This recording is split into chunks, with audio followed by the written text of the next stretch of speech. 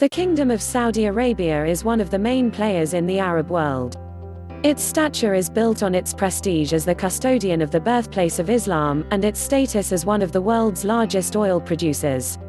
Its importance as an oil exporter has made economic interdependence with the West.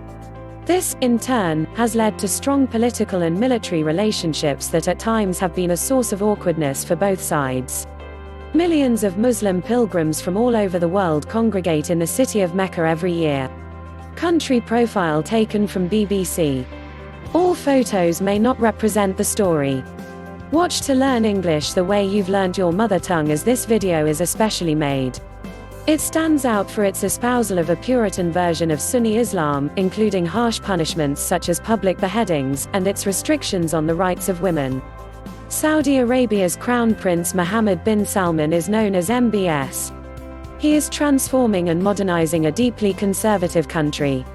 Yet at the same time, he has dragged Saudi Arabia into a war in Yemen. He has locked up women's rights protesters, Islamic clerics and bloggers. He is also widely suspected of being behind the murder of critic Jamal Khashoggi in Istanbul a year ago. One of the most insular countries in the Middle East, Saudi Arabia has emerged from being an underdeveloped desert kingdom to become one of the wealthiest nations in the region thanks to vast oil resources. But its rulers face the delicate task of responding to pressure for reform while combating extremist violence.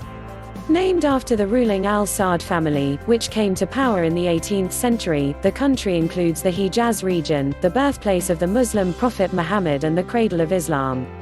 This fact, combined with the Al Saud's espousal of a strict interpretation of Sunni Islam known as Wahhabism, has led it to develop a strongly religious self-identity.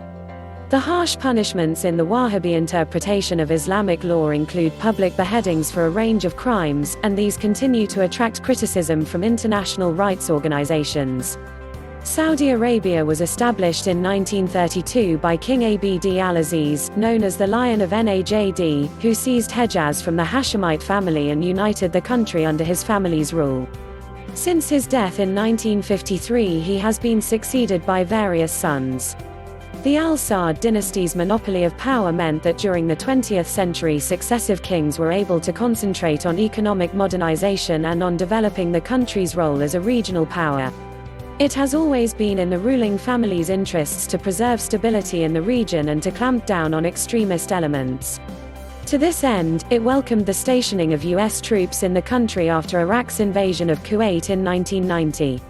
But the leadership's refusal to tolerate any kind of opposition may have encouraged the growth of dissident groups such as Osama bin Laden's Al-Qaeda, which benefited from popular resentment against the role of the U.S. in the Middle East. Members of the large Shia minority, who form a majority in oil-rich Eastern Province, have become increasingly vocal in their demands for civil rights.